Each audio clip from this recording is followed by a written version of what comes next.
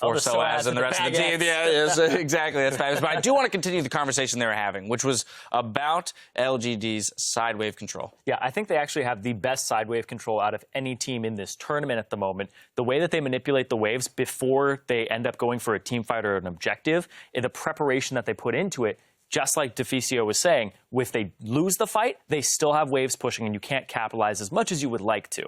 So that's a huge strength of LGD, despite the fact that I did bring up coaching things before, where they've been back and forth with coaches. They've been trying to figure that situation out. But that has always held true, that part of their macro play has shown through. Yeah, and a lot of that's been credited to PYL's shot calling also, so you're playing an important role within this LGD team. But they put together a team that really does know how to do that, because that was always one of Samsung Blue's strengths as well. So, bringing in a guy like Acorn, who is one of the side laners, is a massive boon.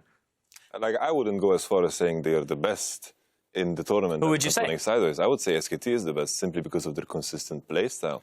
I think LGD at their best could compete with SKT and EDG, but I feel the inconsistency is the problem for me when I think of LGD. All right, well, since you pinpoint, or you're claiming there's some inconsistency there, I want to delve into, since we spent so much time in the pre-gaming, setting up this Cinderella story for Origen. How is Origen going to find a win in this matchup? Plot armor. This is not helpful, Simon. We have a few minutes as they swap out the remainder of the PC. So let's dive into this. What LGD likes to do sometimes is lane swap to hide TBQ in the early mid game to make sure that he doesn't get picked on. If they're able to actually call the lane swap, match them 2-on-2, but it's still Imp and PYL, right? These are still guys that Niels and Mithy have to go up against and try to break through. But that's how you do it, is you get their jungler off of his groove. So when you say target TBQ, are you talking specifically counter jungling? Is this ganking heavily and forcing him to show into lanes? How are they specifically picking on him? So you make it so that TBQ, he is, of course, the weakest player of the roster. We've already gone over that. But what you do is you push him onto champions, not like Lee Sin, but you also make it so that you counter gank him, you put wards in his jungle, and it's easy to keep track of him, and you make sure that you're able to pick on him and just put pressure on him so he's not applying pressure on the map, because that allows your laners to thrive, that allows you to continue to push up. I feel like just overall, you do standard counter jungling things against him, and then you see the weaknesses of TBQ. And I've really liked watching Amazing this last season, too. As the jungler for Origen, I think he's been a huge playmaking force in the early game, and that could hold true here. If Amazing can come in with a big game, maybe they can slow him down. If they can win some of these skirmishes that TBQ is a part of, that is a big point also. Yeah, and of course, this is not saying that we think Origen's going to win, right? We're still reaching for the plot armor here. Yeah, I want to push for these scenarios. Some fantasy desk hour right now. Something that I would like to highlight is that we've seen the tendency that blue side is usually the team that gets the stronger jungler, simply because of Elise. I feel like if you're red side, you don't really have the room to ban out champions like Lee Sin. So it's very interesting that we'll see these matchups twice this tournament. Another thing I want to touch on, we're going back in history a little bit. Xpect's time on Fnatic, they were a team that was relatively comfortable with the double TP. We have talked about the possibility of double TP playing a role in this tournament. Haven't seen too many examples of it yet, but is that a way that they can open this game against LGD? I don't think so. I think LGD is very, very good at using double TP. Godvy's the player that sort of brought Diana into the current meta.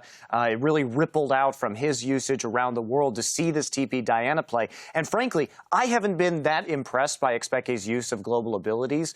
So I would say that double TP is something that you want to avoid if you're trying to be Origen and win this match, because LGD will just pile into that bottom lane and kill your duo. I still feel like you take the TP, though, on the mid lane. I feel like you just take it because it's going to help you get back to lane. It's going to cover some of your weaknesses. Then you can follow them down to the bot lane. If you don't take it in champions, I want to defer to Yamato on this one. Zareen, my friend, when you pick TP, people need to understand what you give up. That extra summoner loses so much pressure in very, very, a lot of matchups that are going to come in the Worlds. That's why we haven't seen that much You lose teleport. a lot of pressure. Are you implying he's going to kill him? Hold up. I want to hear the rest of this first. Something that we saw Xpeke running TP against Ryu, against his Orianna. He went TP Ahri, and he got completely demolished in a way that he got pushed into the tower where he was not allowed to use TP a single time until 30 minutes into the game, when they completely just won the game at that point. So that is very important to keep in mind. So now it would have been a better spell. like Ignite, then he has pressure in lane because you lose so much kill pressure. Cleanse has also been very important in this tournament so far. I don't think he'd ever would have had an opportunity to actually use Ignite and kill him. It's not about killing. I don't want to get too in the weeds here. Now we're starting to jump down a rabbit hole.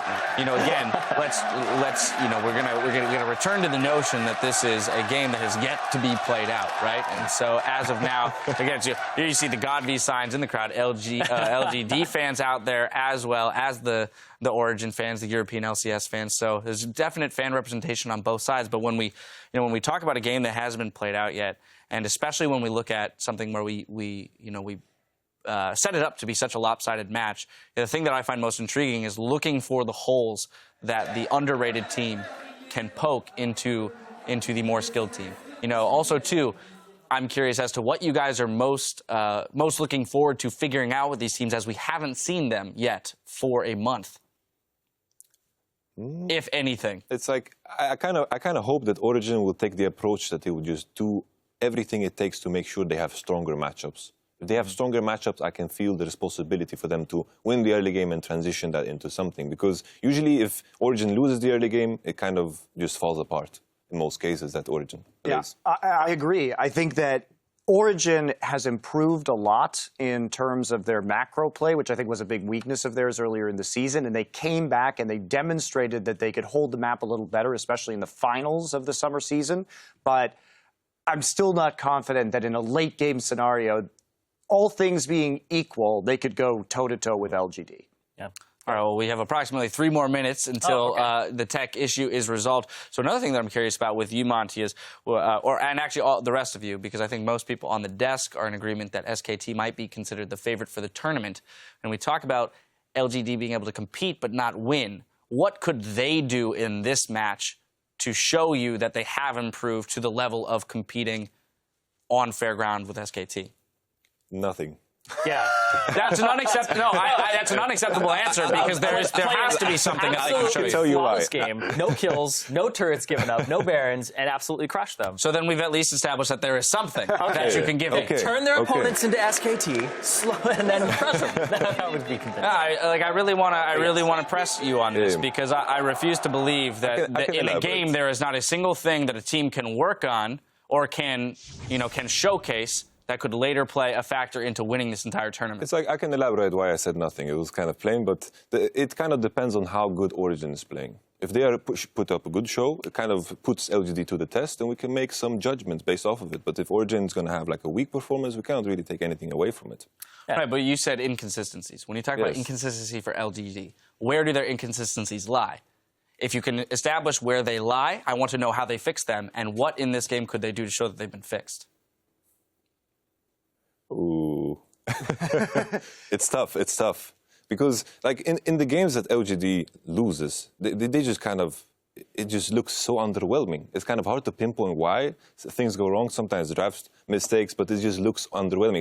It's like saying they have a bad day. And it kind of feels weird to say that, like, from an analytical point of view.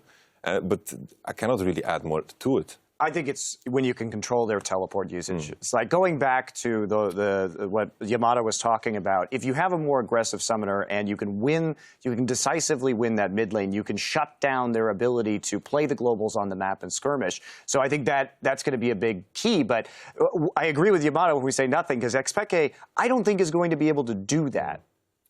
You have to have a strong mid laner to try and control GodV and tie up his time so he doesn't just show up in random places. The other thing about LGD is, what I don't like about them is sometimes their Baron calls. Sometimes they take too big of a risk going onto the Baron, and then they can lose team fights around that objective. They're a little bit too hot-headed when it comes to taking that Baron in some of the games that they lose. I think they also get pretty arrogant, too, especially Imp. I feel like Imp is super susceptible to getting too much hubris, walking forward, and getting caught out and dying. That's the one thing that I would be like, you know what, if they reel that in, then I'd say that that's a step forward for LGD. All right, so we've identified a few things. Origin can work on containment of LGD as well as their own explosiveness in the early game.